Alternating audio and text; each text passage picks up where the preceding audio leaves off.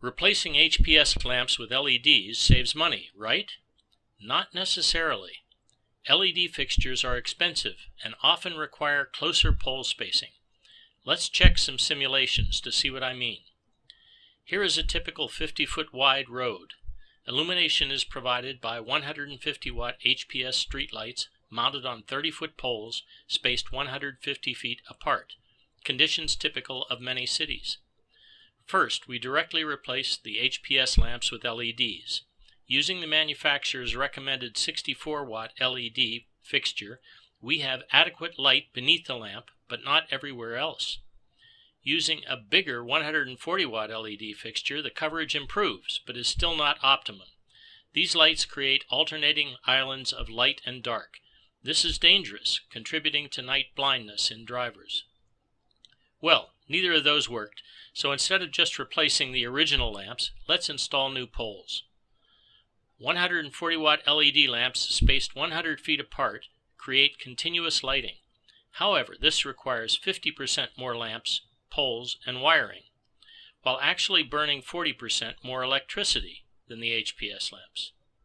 Finally, let's try the 64-watt LEDs on new poles 50 feet apart, producing adequate coverage. But this requires 3 times as many poles and lamps and burns 192 watts for every 150 watts used by the HPS lamps. That doesn't make sense. Okay, none of those worked, but let's look at just one more.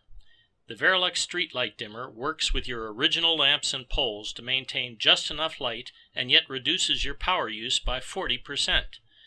Installation costs are low because each dimmer costs less than a 64-watt LED lamp and plug-and-play installs in 5 minutes.